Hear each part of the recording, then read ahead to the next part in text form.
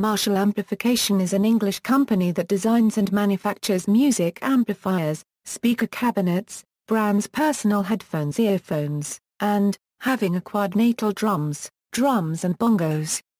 It was founded by drum shop owner and drummer Jim Marshall, and is now based in Bletchley, Milton Keynes. Marshall's guitar amplifiers are among the most recognized in the world. They are known for their Marshall crunch.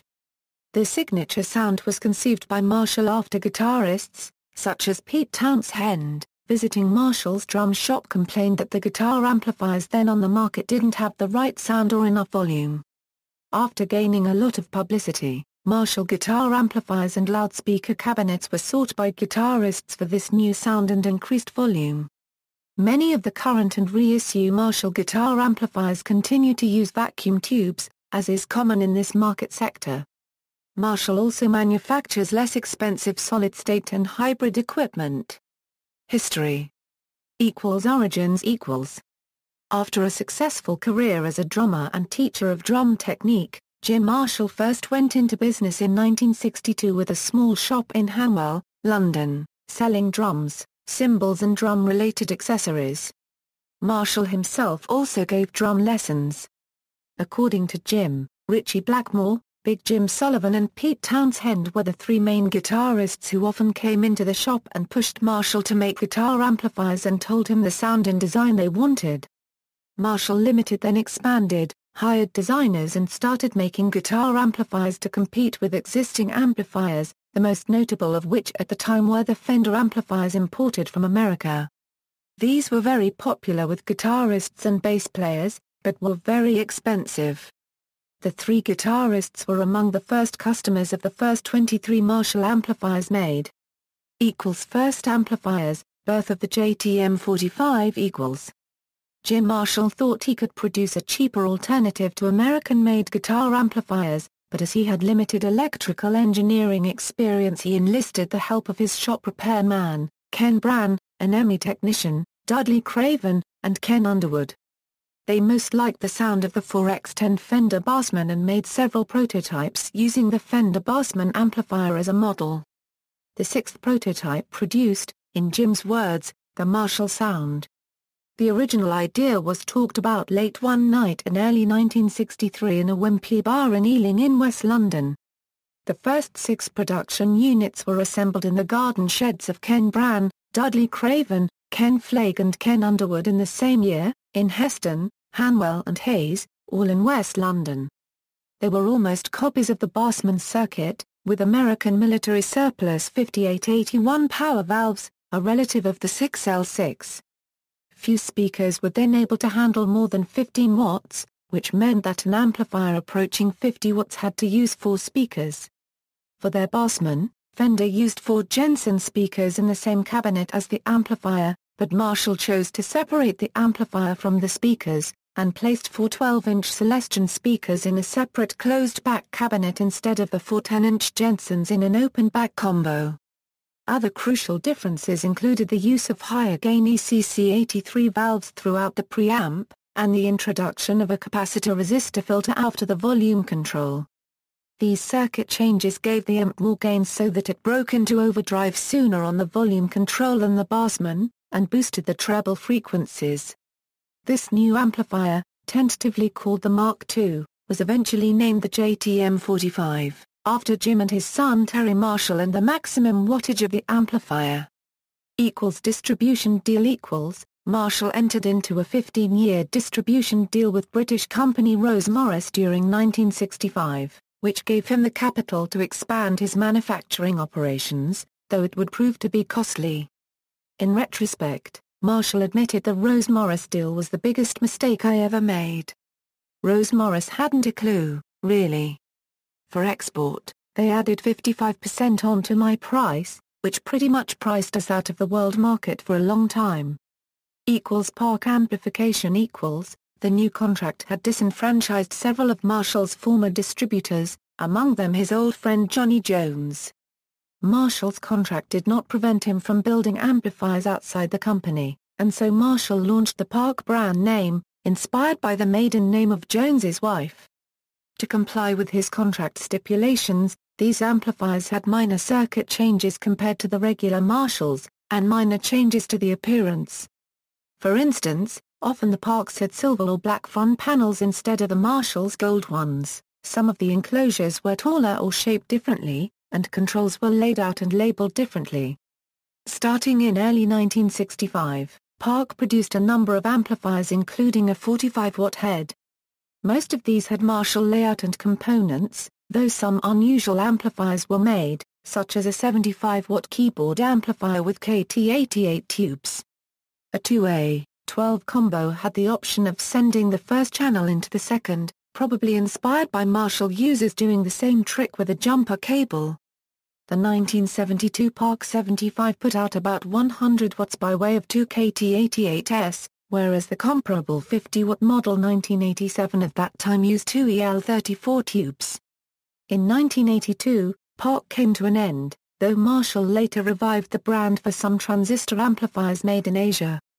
The Parks made from the mid-1960s to around 1974, with point-to-point wiring the Euro rumored to be a little hotter than regular Marshalls. A Euro fetch higher prices than comparable real Marshalls from the same period. Other Marshall brand names. Other brand names Marshall Amplification had used for various business reasons included Big M, Kitchen Marshall, NUB and CMI. Amplifiers sold under these brand names are quite rare, and sold to collectors at high prices. Early amp models. The Bluesbreaker. To reduce costs, Marshall started sourcing parts from the UK. This led to the use of Dagnall and Drake-made transformers, and a switch to the KT66 valve instead of the 6L6 tube commonly used in the United States. The changes gave Marshall amplifiers a more aggressive voice, which quickly found favor with players such as Eric Clapton, who would sit in Jim's shop practicing. Clapton asked Jim Marshall to produce a combo amp with tremolo, which would fit in the boot of his car, and one of the most famous Marshall amps was born, the Bluesbreaker amp. This is the amplifier, in tandem with his 1960 Gibson Les Paul Standard and a Dallas Rangemaster treble booster, that gave Clapton that famous tone on the John Mayall and the Bluesbreakers' Beano album. The Plexi and the Marshall Stack. Other early customers included Pete Townshend and John Entwistle of The Who, whose search for extra volume led Marshall to design the classic 100-watt valve amplifier. Ken Brown and Dudley Craven, Marshall's developers, doubled the number of output valves, added a larger power transformer and an extra output transformer. 4 of these amplifiers were built and delivered to Pete Townshend, and the Marshall Super Lead Model 1959, the original Plexi, was born in 1965. At the request of Pete Townshend, Marshall produced an 8A12 cabinet on top of which the 1959 was placed, giving rise to the Marshall Stack, an iconic image for rock and roll. The size of the wall of Marshall stacks soon became an indicator of the band's status, even when rendered obsolete by improved PA systems. Indeed, many of the ridiculously huge arrays of heads and cabs included dummies. Still, most 100-watt heads made today, even though they often contain many more features, have their roots in Marshall's groundbreaking design. Another valve change. At this time, the KT66 valve was becoming more expensive, as the MOV company faced greater competition from Mullard. Hence, another valve change was made, with Marshall starting to use European-made Mullard EL34 power stage valves. These have a different overdrive character than the KT66S, which gave Marshalls a more aggressive voice still. In 1966, a young Jimi Hendrix was in Jim's shop, trying the amplifiers and guitars. Jim Marshall expected Hendrix to be another American wanting something for nothing, but to his surprise, Hendrix offered to buy the amplifiers at retail price if Jim would provide him with support for them around the world. Jim Marshall agreed, and several of Hendrix's road crew were trained in the repair and maintenance of the Marshall amps through the years. The amplifiers from this era are easily identifiable by their acrylic glass front panel, which earned them the nickname Plexi. In 1967, Marshall released a 50-watt version of the 100-watt Super Lead known as the 1987 model. In 1969, the plexiglass panel was replaced by a brushed metal front panel. After 1973, to streamline production, labor-intensive hand wiring was discontinued and Marshall valve amplifiers were switched to printed circuit board. Much of the debate about the difference in tone between the plexi and aluminum panel Marshall amps originates from 1974 when Marshall's U.S. distributor had them change all the amps sold in the U.S. and Japan to the much more rugged tongue Sol 6550 instead of the EL34 output tube, with a different sound. Mid-1970s and 1980s models. MV In the mid-1970s, Marshall introduced the Master Volume series, which was initially called the JMP. This was in response to the demand for yet more distortion, and many techs had been modifying the amps for years by connecting the two input stages in series rather than parallel as in the original Marshalls. A Master Volume was introduced to make the volume levels more manageable. Per Rick Rankins, who was a short-term Unicord employee electronic technician who tested the first units when they arrived from England, Tony Frank, Unicord's chief design engineer, came up with the idea for a dual volume control. This gave the new breed of Marshalls a different voice, more cutting and edgy, which later found favor with players such as Randy Rhoads, Zakk Wylde and Slash. The 1959 and 1987 on-master volume models also continued under the JMP line, but their voicing became slightly harder brighter during the 1970s. JCM 800 Soon after the Rose-Morris deal had ended in late 1980, Marshall repackaged two MV models, the 2203 and the 2204, along with the 1959 and 1987 on-master volume Super Lead in a new box with a new panel, and called it the JCM 800 series. Marshall made several amplifiers under the JCM 800 name. Because the valve industry had begun to fade and Marshall became worried that the standard power valve, the venerable EL34, would soon become unavailable, a number of JCM 800s were factory-equipped with a 6550 beam tetrode power valve, a valve with a different tonal character, which not all users loved. Marshall would not return to full-time use of the EL34 in all of its valve amps until the rise of vacuum tube factories in the mid and late 1990s when former Soviet countries made most valve types plentiful again. The Jubilee A landmark year for Jim Marshall was 1987. It marked 25 years in the amplifier business and 50 years in music. This was celebrated with the release of the Silver Jubilee series of amps. The Silver Jubilee series consisted of the 2555, 2550 along with other 255X model numbers denominating various combos and even a short head. The Jubilee amps were heavily based on the JCM 800S of the time, featuring a very similar output section along with a new preamp. Their most publicized feature was the half-power switching, which is activated by a third rocker switch next to the standard power and standby switches. On the 50-watt model this was reflected in the numbering Euro 2550 is switchable from 25 to 50 watts Euro, and also reflected Marshall Amp's 25th anniversary and Jim Marshall's 50 years in music. The amps were trimmed in silver covering, and had a bright silver-colored faceplate, along with a commemorative plaque. The Jubilee also featured a semi-split channel design, in which two different input gain levels could be set, running through the same tone stack and master volume control. This allowed for a classic Marshall level of gain to be foot-switched up to a modern, medium to high gain sound, slightly darker and higher in gain than the brasher JCM 800 sound that typified 1980s rock music. The sound of these amps is particularly thick and dark, even on the Marshall scale of things. The gain by today's standards is medium. The distortion sound of the Jubilee range is typified by Slash's live work with Guns N' Roses. He rarely used anything else live, but oddly the Jubilee did not appear on any Guns N' Roses studio albums instead these feature modded JCM 800S. It can be heard on some of the Velvet Revolver material though. The Jubilee amps also featured a pull-out knob that activated a diode clipping circuit. Other notable Jubilee users include the Black Crowes, John Frusciante and Alex Lifeson, who used it extensively in the recording of Rush's Clockwork Angels album. After the Jubilee year, production of the 25XX series amplifiers continued for one more year, but reverted to a standard Marshall livery of black and gold. These are sometimes referred to as the JCM 800 custom amplifiers. Mid-1980s and 1990s models. Competition from American amplifier companies.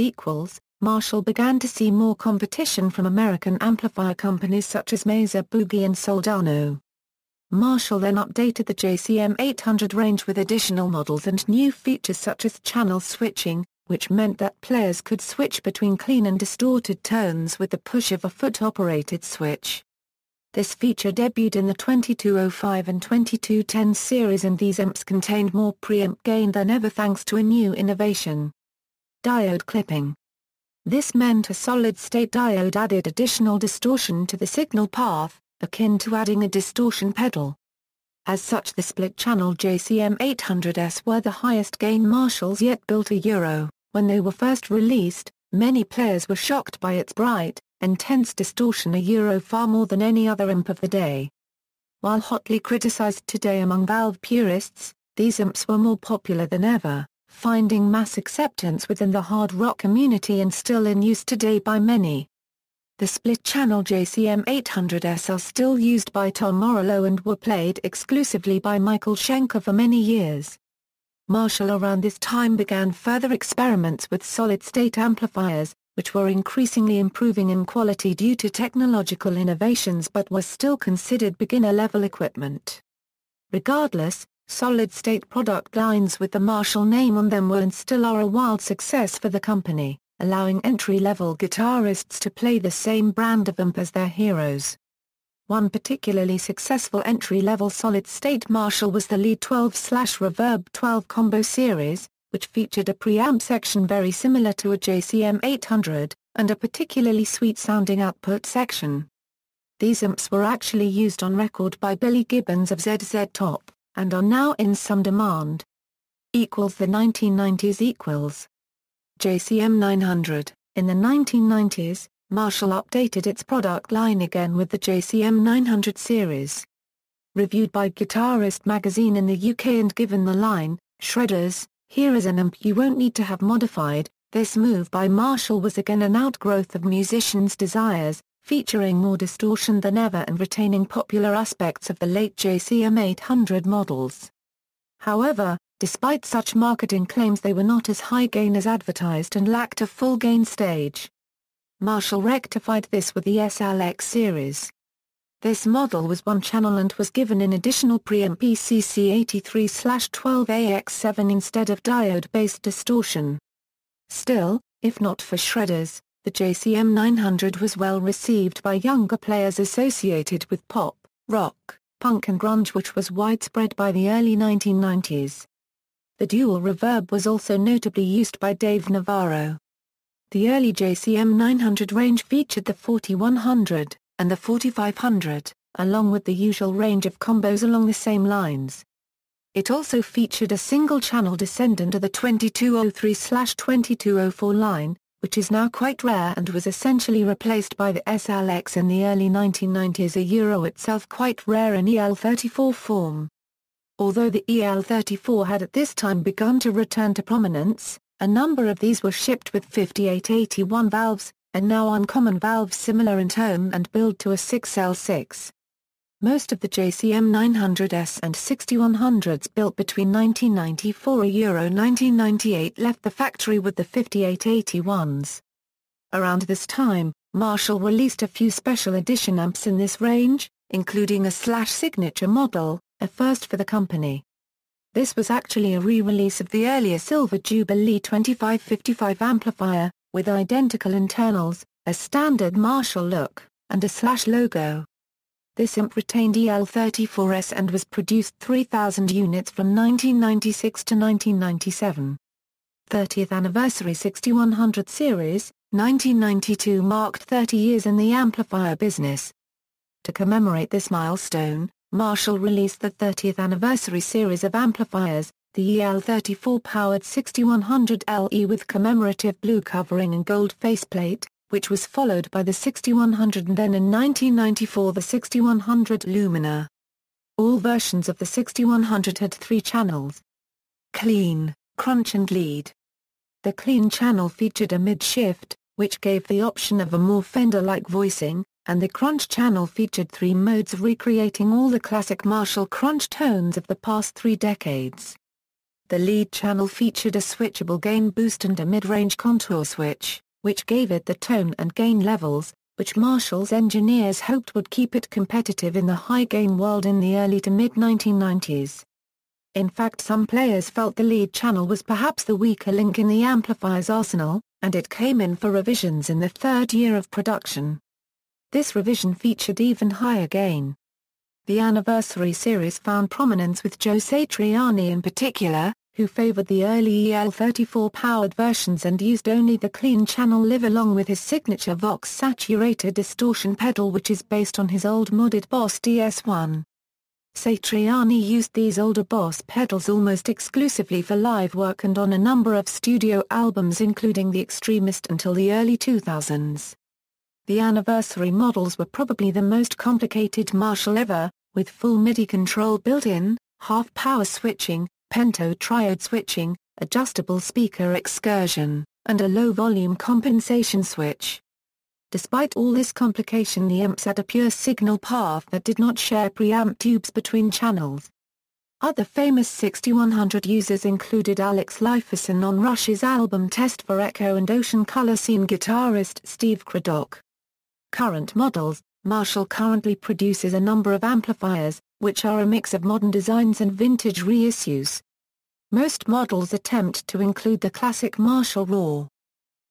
Modern series As of 2012, Marshall produced a wide range of amps with the look and sound of the Marshall valve amp. The longest running of such models is the Jvm 2000 range, which is split into the 2 and 3 channel series, known as the dual and triple super leads. These amps are a continuation of the Jvm 800 and 900 series, although the controversial diode clipping circuit used in the later 800 and 900 amps has been removed in favor of additional valve gain stages. Although lumped together as Jvm 2000 models, the DSL and the TSL have different circuits and are more distantly related than the model range suggests. The DSL is an extension of the Jvm 800 series with several changes including dual reverb controls and is generally considered to be an excellent workhorse, although it lacks the direct foot switching of all 4 possible channel options, a clean OD1 and OD2, instead it only offers 2-channel switching and both channels share the same tone knobs. Marshall looked towards a new flagship to nail all the compromising of the earlier models, the Jvm, made in a variety of models and ranges. These amps have up to 4 channels, each with 3-foot switchable modes, dual master volumes, reverb controls for each channel, and a foot switchable effects loop. These features can be programmed into the standard foot switch to be foot switchable as patches, so now the user can switch from, say, a clean channel with a chorus in the effects loop and reverb, to a medium-gain rhythm sound with no effects, to a high-gain lead sound with boosted output volume, with 1 click of the foot switch per sound. The Jvm range consists of a 100-watt 4-channel head, Jvm 410C, a 100-watt 2-channel head, Jvm 210C, and 50-watt versions of these, Jvm 215C and Jvm 205C, respectively. Around the same time as the release of the Jvm, Marshall also released an amp called the Vintage Modern, which is designed to be much simpler, with a single channel and designed to be controlled more by the player's style and guitar than by channel switching or multiple settings, reminiscent of the vintage Plexi and Jvm 800 range, but with modern conveniences such as foot switchable dynamic ranges, effects loop and reverb. The Vintage Modern series consists of the 2466 100-watt head and 2266 50-watt head with matching combos and a matching cabinet loaded with G12C 25-watt greenbacks. The Vintage Modern is the first Marshall since the late 1960s to be powered by KT66S, a European version of the 6L6 tube. Vintage series In 2001, Marshall reissued many of its earlier amplifiers, such as the Model 1959 SLP, which is designed to be a reissue of the late 1960s-era Plexi amplifier, but which are in reality reissues of the post-1973 Super Lead models in that they use printed circuit boards internally to reduce manufacturing cost. The original design utilized hand-wired circuits on turret boards, which is now available for a premium in the hand-wired series. Other reissues are similarly PCB designed, even where the originals were hand-wired, except where explicitly noted. Solid-state amplifiers Marshall's valve-state amplifiers contained a hybrid of valve and solid-state technology. Currently named the AVT series, there are a number of different models, all of which are less expensive than their all-valve counterparts. It is Marshall's current line of hybrid amplifier, featuring a 12AX7 preamp tube employed in the preamp as well as solid-state components, with a solid-state power amp. These are considered and marketed as intermediate-level equipment to bridge the gap between the higher valve range and lower range MG series. In January 2009, Marshall released their latest variant of the MG line of practice amplifiers. Replacing the MG3 line, the MG4 has been designed to offer the guitarist a whole host of features whilst keeping the control of the amplifier simple. Bass series Marshall currently manufactures a professional, all-valve bass rig called the VBA 400. It houses 8 6550 power valves plus 3 ECC83 and 1 ECC82 preamp valves. The input accommodates both active and passive bass pickups. There is also an XLR-DI output for recording complete with earth lift and pre-post EQ switches. Recently, Marshall has honored Lemmy Kilmister of Motor Paragraph Red with their first ever signature bass amp head, based on his 100-watt super bass unit Murder 1. There are also solid-state models called MB series ranging from 15 watts to 450 watts and extension cabinets. Model number confusion Occasionally confusion has arisen due to Marshall's method of naming each amp model, especially during its first few decades, when it was distributed under Rose Morris. Early amplifier models were simply named after their catalog number, so for example the 1962 Bluesbreaker was item 1962 in the Rose Morris catalog. Later amplifiers were given range designations as well as model numbers, which often indicated information about the amplifier itself. For example, the JCM 2000 range of amplifiers had models such as the TSL 100 and combo amplifiers like the TSL 212. Other product ranges use similar descriptive model numbers. Often speaker cabinets designed to suit a particular range will give a prefix before the speaker description such as JVM C212 or a suffix C to denote a combo variant of an amplifier such as the vintage modern 2266C. The Marshall Legacy. The classic Marshall stack consists of one head containing the actual amplifier, on top of two stacked 4x12s, which are loudspeaker cabinets each containing four 12-inch loudspeakers arranged in a square layout. The top cabinet has the top two loudspeakers angled slightly upwards, giving the Marshall stack a distinctive appearance. When a single cabinet is used, the complete unit is called a half stack. In the early mid-1960s, Pete Townshend and John Entwistle of The Who were directly responsible for the creation and widespread use of stacked Marshall cabinets. Pete later remarked that John started using Marshall stacks to hear himself over Keith Moon's drums and Townshend himself also had to use them just to be heard over John. In fact, the very first 100-watt Marshall amps were created specifically for Entwistle and Townshend when they were looking to replace some equipment that had been stolen from them. They approached Jim Marshall asking if it would be possible for him to make their new rigs more powerful than those they had lost, to which they were told that the cabinets would have to double in size. They agreed and 6 rigs of this prototype were manufactured, of which 2 each were given to Townshend and Entwistle and 1 each to Ronnie Lane and Steve Marriott of the Small Faces.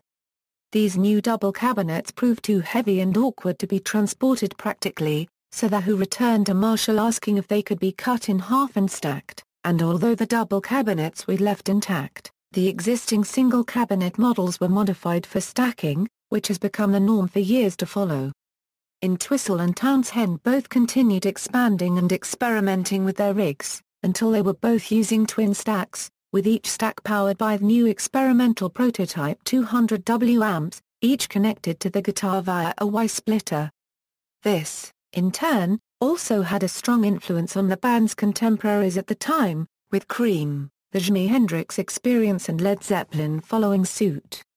However, due to the cost of transport, the Who could not afford to take their full rigs with them for their earliest overseas tours, thus Cream and Hendrix were the first to be seen to use the setup on a wide scale, particularly in America. Ironically, although the Who pioneered and directly contributed to the development of the classic Marshall sound and setup with their equipment being built tweaked to their personal specifications, they would only use Marshalls for a couple of years before moving on to using high-watt equipment.